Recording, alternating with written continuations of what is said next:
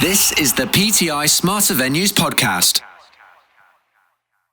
Good morning and welcome along to the second edition of the PTI Smarter Venues Leaders Vodcast series. I'm delighted to be joined by Jon Varney, Chief Executive at Brentford Football Club. Jon, thanks very much for joining us today.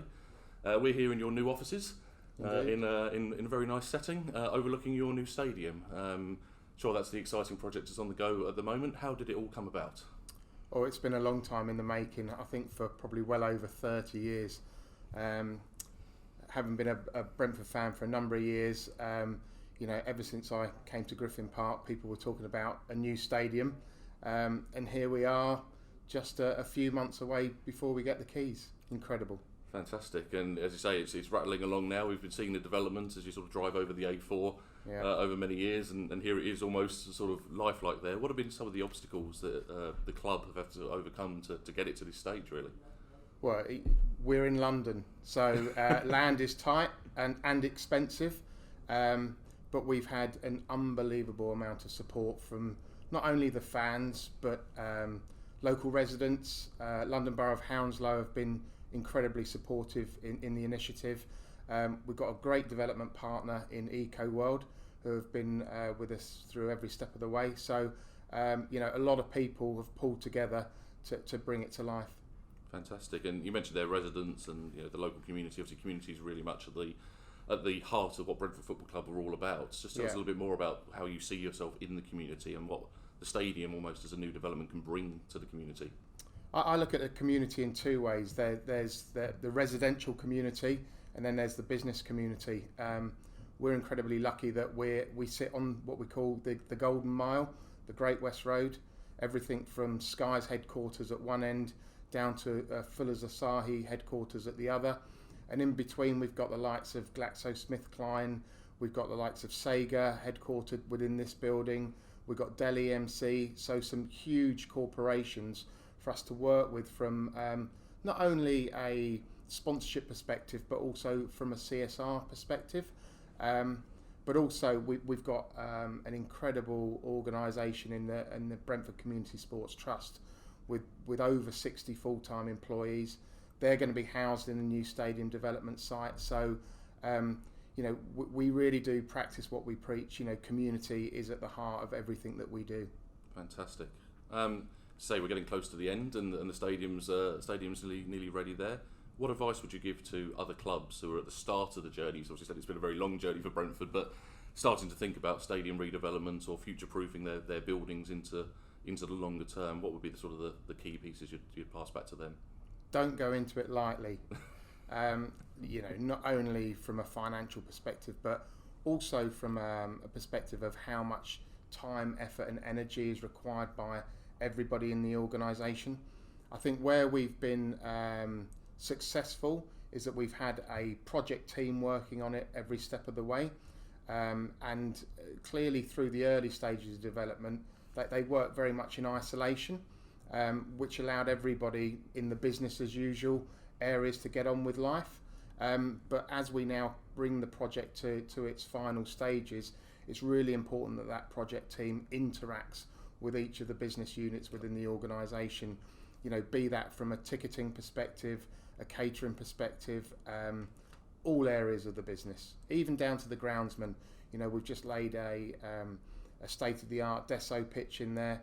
So effectively, your existing workforce for us are working across 3 sites now. Yeah. We've got the training grounds down at Jersey Road.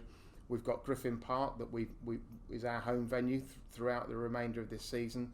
And then as we go into the new stadium, clearly the pitch is down now. So, the pressure's on everybody. The workloads get ramped up, but everybody's responding in an unbelievable way to the challenge.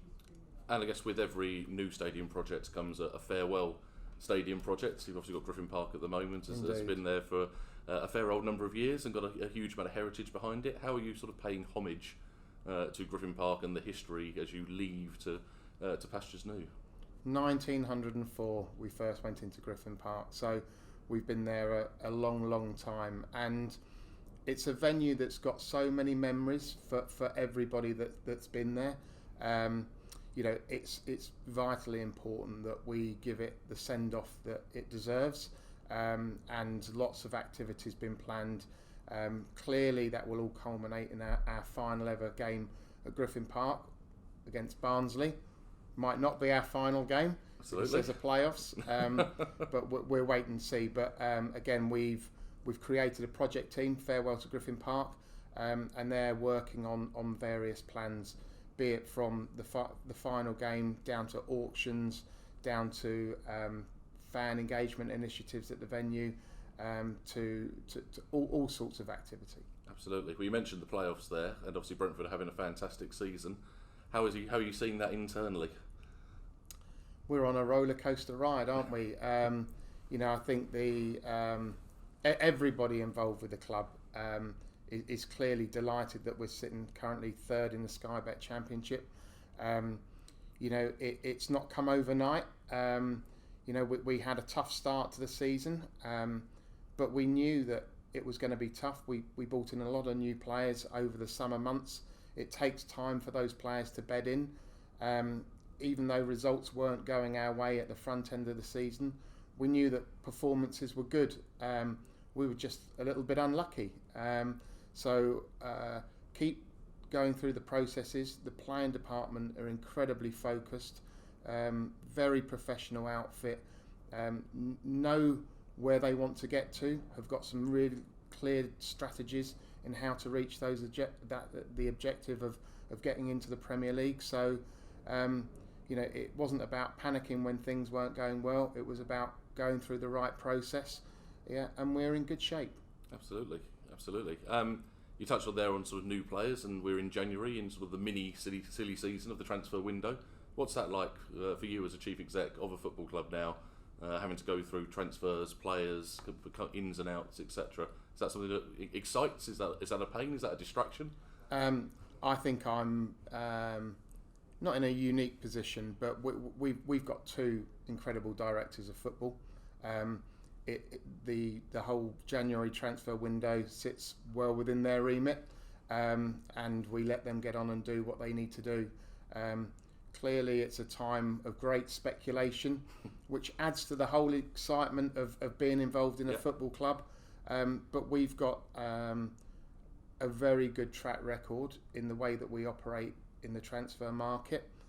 As I said, we have very clear strategies on how we want to reach our objective, and we won't deviate from that. We'll do what's right for the football club to make it sustainable, but clearly the ambition is to be in the Premier League. Absolutely.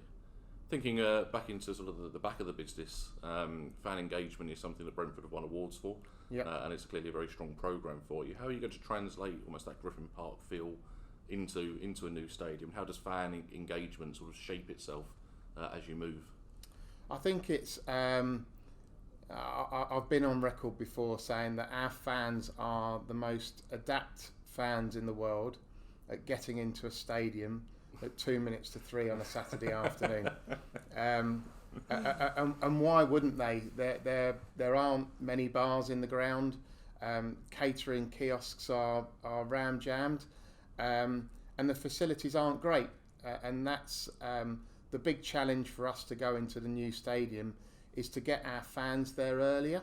And clearly the initiatives that we're going to put in place are very much around improving their not only match day experience, but I'd say everything leading up to the match day as well.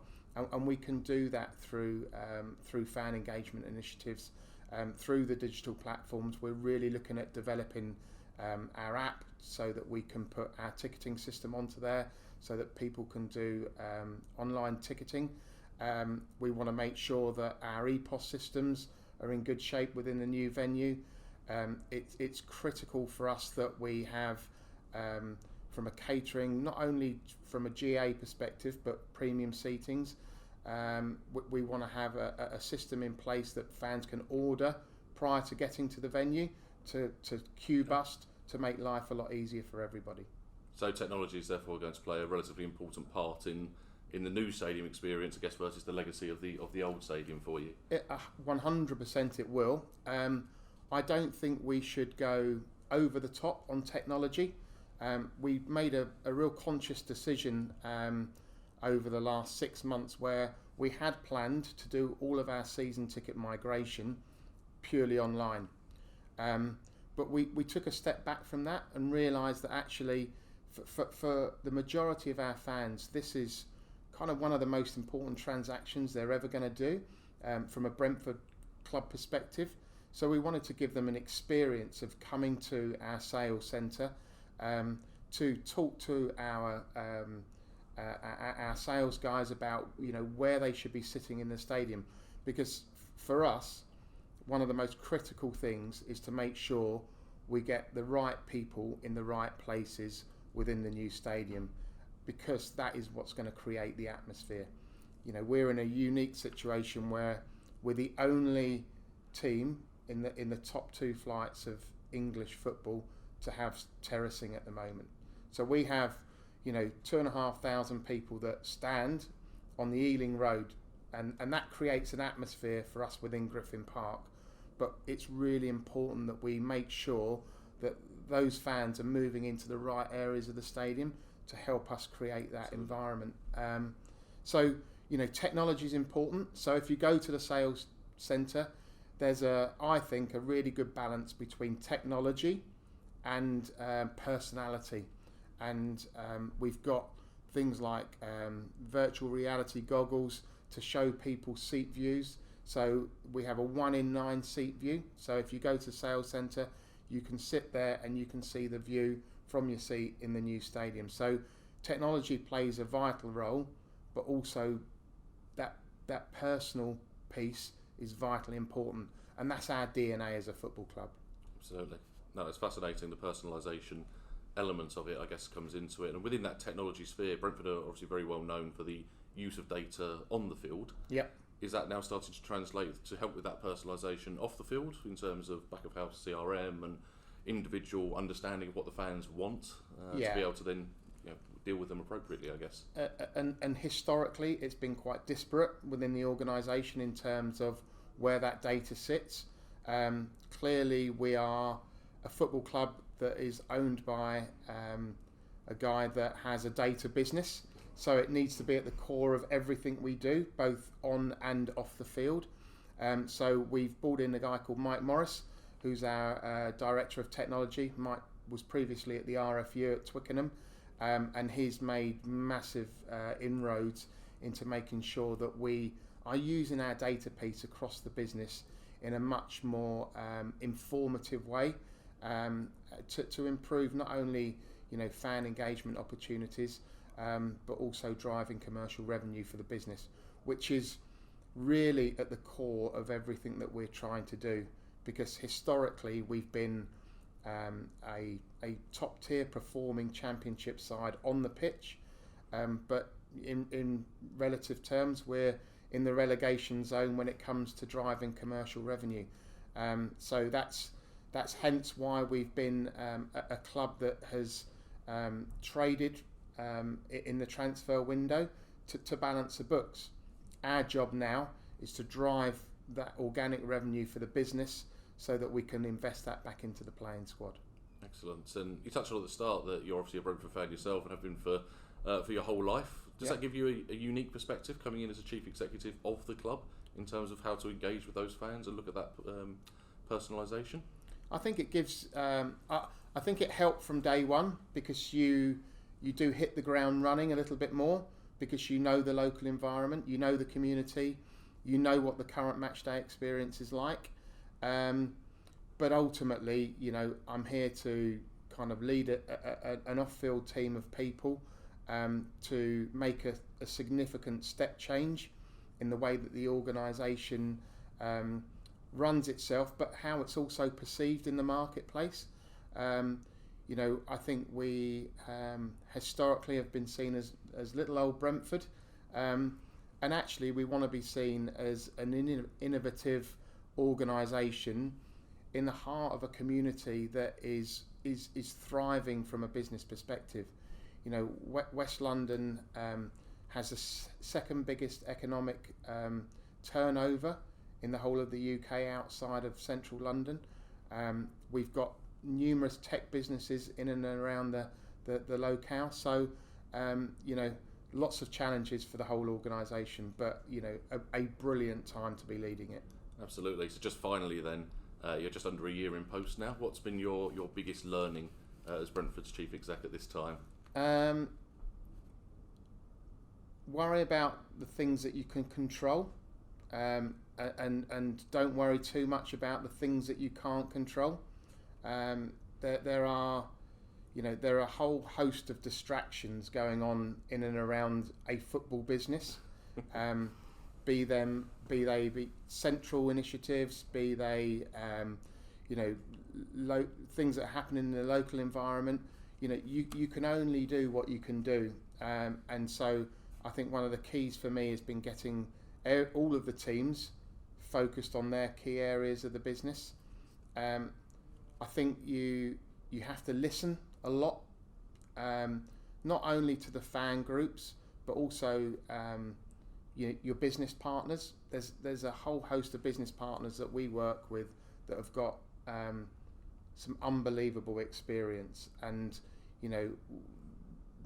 we're in a marketplace where so much has gone before us. So you don't have to reinvent the wheel. You have to tweak it, and you go back to that personalisation. Yep. And make sure it fits with your business strategy and your culture. So that's really important. But I think the biggest learning is enjoy it. We are, as a football club, going through a unique period in our history. Not only from the success that we're getting on the pitch, but for the amazing stadium that we're going to be walking into in the latter part of this year. So, it's a privilege and an honour to be at the helm of this organisation at such an exciting time. Excellent. Well, Jon Varney, thank you very much for taking part today. All the best. Cheers, for mate. The rest of the season. Thanks a lot. And to the viewers, thank you very much for tuning into episode 2 of the PTI Smarter Venues Leaders Vodcast. Look out for episode 3 out in February. Thanks for listening to the PTI Smarter Venues podcast. Find out more about us at ptismartervenues.com.